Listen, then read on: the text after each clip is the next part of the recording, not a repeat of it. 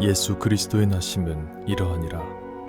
그의 어머니 마리아가 요셉과 약혼하고 동거하기 전에 성령으로 잉태된 것이 나타났더니 그의 남편 요셉은 의로운 사람이라 그를 드러내지 아니하고 가만히 끊고자 하여 이 일을 생각할 때 주의 사자가 현몽하여 이르되 다윗의 자손 요셉아 내 아내 마리아 데려오기를 무서워하지 말라. 그에게 잉태된 자는 성령으로 된 것이라. 아들을 낳으리니 이름을 예수라 하라. 이는 그가 자기 백성을 그들의 죄에서 구원할 자이심이라 하니라. 이 모든 일이 된 것은 주께서 선지자로 하신 말씀을 이루려 하심이니 이르시되 보라 처녀가 잉태하여 아들을 낳을 것이요 그의 이름은 임마누엘이라 하리라 하셨으니 이를 번역한즉 하나님이 우리와 함께 계시다 함이라. 요셉이 잠에서 깨어 일어나 주의 사자의 분부대로 행하여 그의 아내를 데려왔으나 아들을 낳기까지 동침하지 아니하더니 나음에 이름을 예수라 하니라. 안녕하십니까, 박세종 목사입니다. 2020년 12월 13일 주일 예배를 우리가 함께 드리고 있습니다. 2020년도 벌써 12월 마지막 달 중순에 접어들고 있습니다. 지난 한 해 동안 얼마나 많이 고생하셨습니까? 참으로 수고 많이 하셨고 또 고생하셨습니다. 끝까지 우리가 믿음 안에서 함께 할 수 있기를 주님의 이름으로 부탁을 드립니다. 오늘 말씀의 제목은 임마누엘입니다. 임마누, 우리와 함께 하신다. 엘, 하나님이, 즉 하나님이 우리와 함께 하신다는 말입니다. 이 임마누엘이라는 이름은 우리가 그동안 얼마나 많이 듣고 또 들었는지 모릅니다. 누군가가 자기 곁에 있어주는 것 또는 함께 하는 것만큼 든든한 것은 아마 없을 겁니다.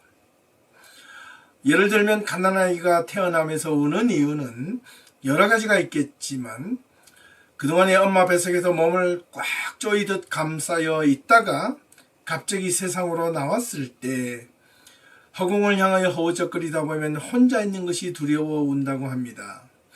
그때 이 아이의 몸을 감싸주거나 엄마 품에 안겨주면 이 아이가 언제 울었냐는 듯이 새근새근 잠이 들거나 울음을 그친다고 합니다. 왜냐하면 자기 곁에 늘 언제나 함께 있었던 엄마의 심장소리와 엄마의 품을 느끼기 때문에 그렇다고 하는 것입니다.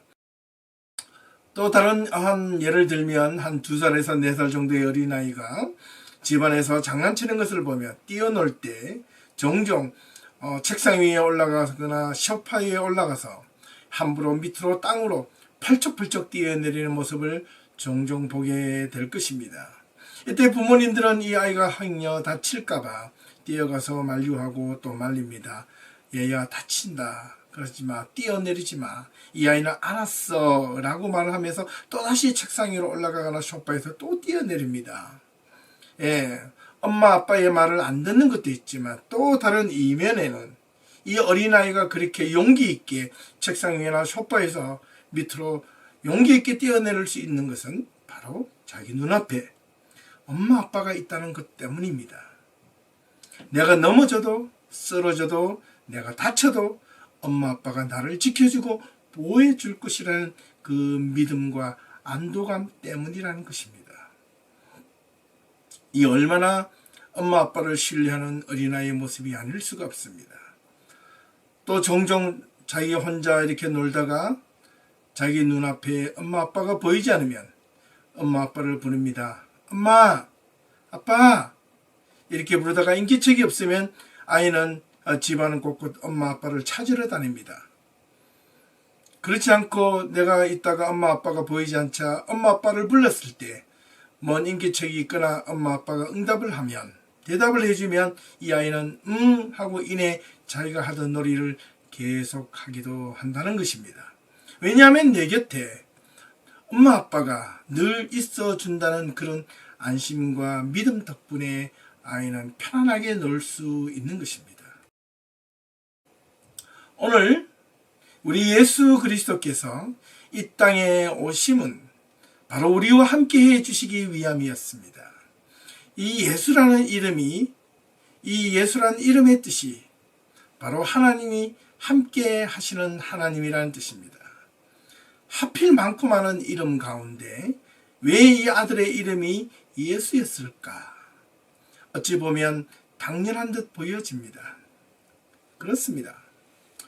하나님께서 이 땅에 오심은 우리와 함께 하시기 위함이 아니고선 어떻게 이 땅에 내려오셨겠습니까?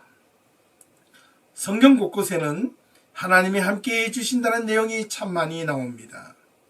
먼저 창세기 17장 4절에 보면 하나님께서 아브라함에게 보라 내 언약이 너와 함께 있으니 너는 여러 민족의 아버지가 될지라 라고 말씀하셨습니다.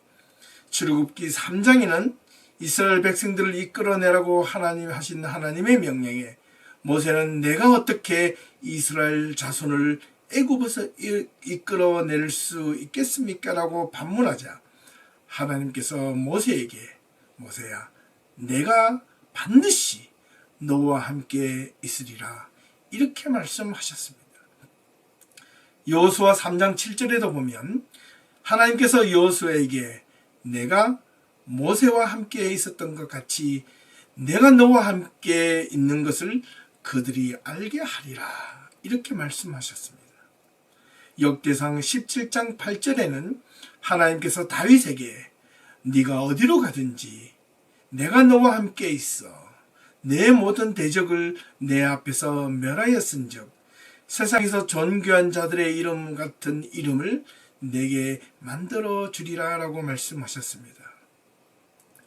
또 이사야 43장 5절 말씀에 보면 하나님께서 이사야 선지자에게 두려워 말라 내가 너와 함께하여 내 자손을 동쪽에서부터 오게 하며 서쪽에서부터 너를 모을 것이라 이렇게 위로의 말씀을 전해 주었습니다.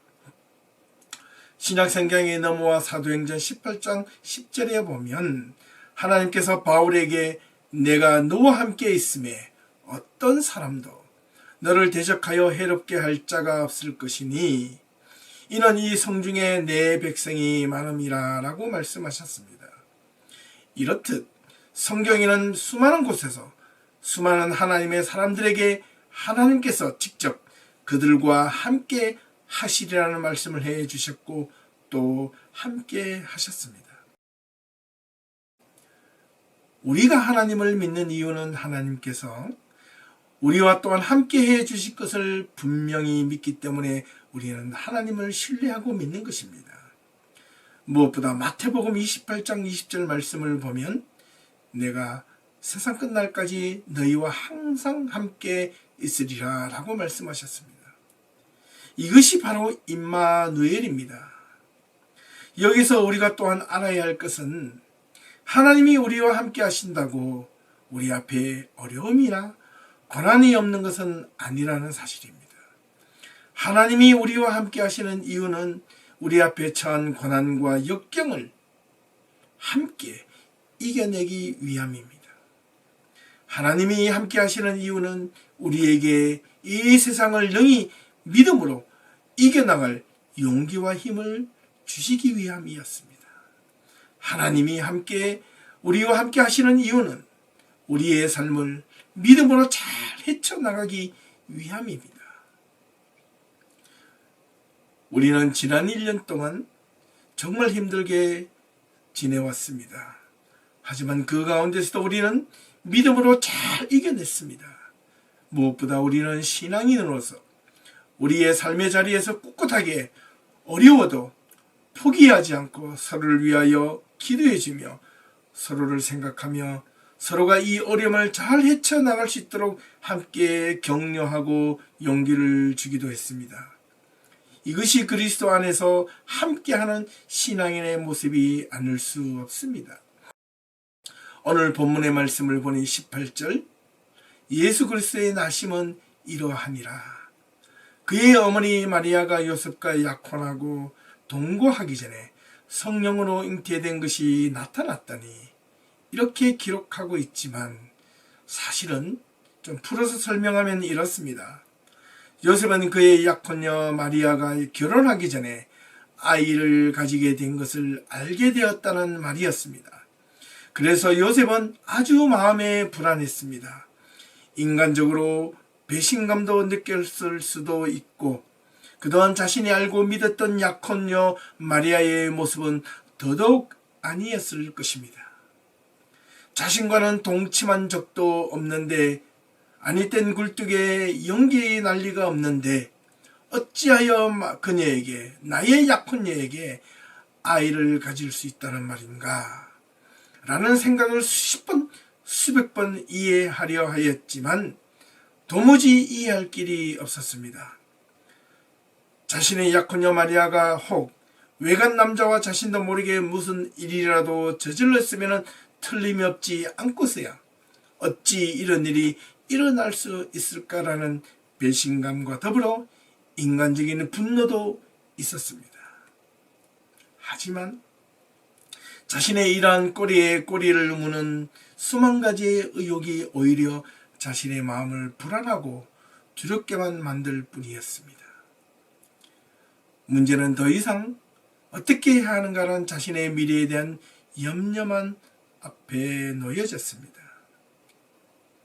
그래서 요셉은 그만 자신과의 약혼을 파기하면 모든 것이 끝날 것이라는 최종적인 결론을 마음속에 내리고 그녀에게 곧 통보할 작정이었습니다. 이때 하나님의 천사가 꿈에 나타났습니다.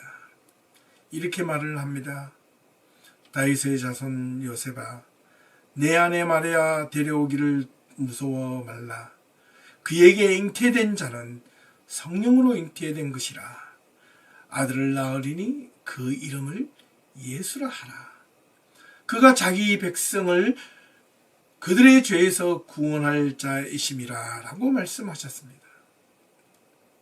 그리고 이어 처녀가 잉태하여 아들을 낳을 것이요 그의 이름은 임마누엘이라 하리라 하셨으니 이를 번역한즉 하나님이 우리와 함께 계시다는 말이었습니다. 요셉이 잠에서 문득 깨어보니 그가 꾸었던 그 꿈이 자신의 현실로 다가오면 다가올수록 그의 약혼녀 마리아와 파혼하지 않고 있는 그대로 결혼하여 아들을 낳기까지 동침하지 아니하고 그 아들을 낳고 이름을 예수라 그대로 이름하였습니다. 사실 요셉이 약혼녀 마리아와 파혼하지 않고 끝까지 함께 할 수 있었던 것은 무엇보다 요셉이 꿈에 나타나 천사가 파혼하지 말고 약혼자 마리아를 받아들이라는 말 때문이 아니었습니다. 오직 한마디, 그 한마디는 바로 하나님이 함께 해 주실 것이라는 그 약속의 말씀 때문이었습니다. 하나님이 함께 해 주시는 곳에 세상에 어떠한 어려움과 고난이 있더라도 능히 헤쳐나갈 수 있는 그런 믿음이 요셉에게 주어진 것입니다. 세상적으로는 말도 안 되는 일이 지금 요셉에게 벌어지고 있었지만 요셉은 세상적인 판단과 자기 개인의 주관적인 결정을 유보하고 하나님의 약속의 말씀을 의지했습니다. 사랑하는 성도 여러분, 우리가 세상을 살아가면서 우리 앞에 펼쳐지는 수많은 세상에 말도 안 되는 일들이 얼마나 많이 일어나는지 모릅니다.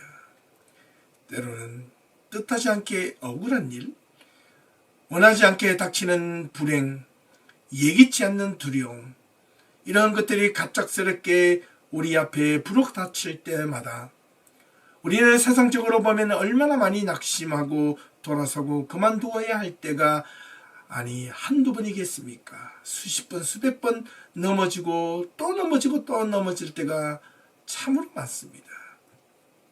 그럼에도 불구하고 우리가 포기하지 않을 수 있는 것은 그것은 바로 하나님이 우리와 함께 해 주시겠다는 그 약속의 말씀을 우리가 믿기에 오늘도 우리 앞에 주어진 그 어떤 난관들이 우리를 가로막는다 할지라도 우리는 포기하지 않고 믿음으로 헤쳐나갈 수 있는 것입니다. 저는 수많은 명언들 가운데, 성경 가운데 참 이 임마누엘이라는 이 말이 더없이 참 좋습니다. 이유는 묻지도 따지지도 않고 하나님이 우리와 함께 해 주시겠다는 약속의 말씀 때문이었습니다. 자격이 있느냐 없느냐를 묻지 않으셨습니다. 너 믿음이 크냐 적으냐를 따지지 아니하셨습니다. 너 신앙생활 왜 이렇게밖에 못해? 라고 나무라지 아니하셨습니다. 단지 그냥 우리에게 찾아오셔서 하나님께서 말씀하시기를 임마누엘이라고만 말씀하셨습니다. 하나님이 우리와 함께 하신다는 이 말씀, 이것만큼 의지되고 힘이 되고 용기 되는 말씀이 없습니다. 사랑하는 성도 여러분, 우리가 이 땅을 살아가면서 우리 신앙 공동체가 또한 함께 있다는 것이 얼마나 감사하고 고마운지 모릅니다. 우리 성도들이 함께 있는 것이 바로 하나님이 우리와 함께 하신다는 증거이기도 합니다.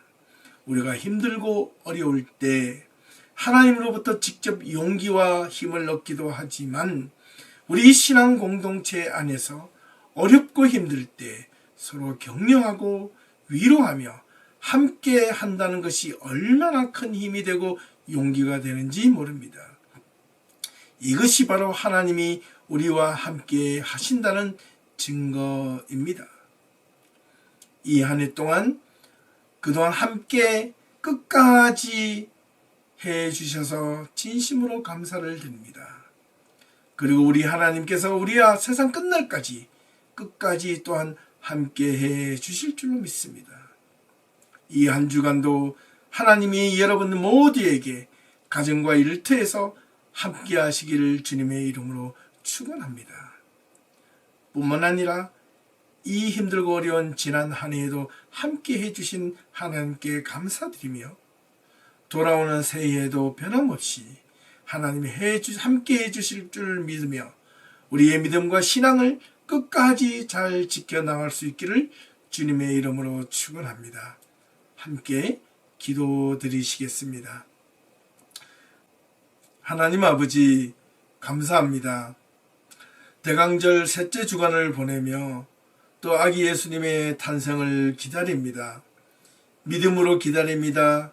감사함으로 기다립니다. 이 땅에 오신 아기 예수님 임마누엘 되시기 위하여 이 땅에 오셨습니다. 우리와 함께 하시기 위하여 우리가 즐겁고 기쁘거나 슬프거나 고통스럽거나 언제나 우리와 함께 해 주시기 위하여 이 땅에 오신 아기 예수님을 찬양합니다. 하나님, 우리 예빛 공동체의 모든 성도들이 하나님의 은혜 안에서 정말로 모두가 함께 할 수 있는 귀한 믿음의 성도들이 다 될 수 있도록 도와주시고 지난 한 해 동안 어렵고 힘든 것을 잘 이겨내온 것처럼 2020년도 12월 마지막까지 유종의 미를 거르고 또한 다가오는 2021년도 새해에도 하나님의 은혜 가운데 하나님이 동행하시고 함께 해주시고 우리 교회 공동체 안에서 더 기쁨과 감사함이 많이 일어날 수 있도록 우리를 지켜주시고 인도하여 주시옵소서. 감사드리며 예수님의 이름으로 기도하옵나이다. 아멘.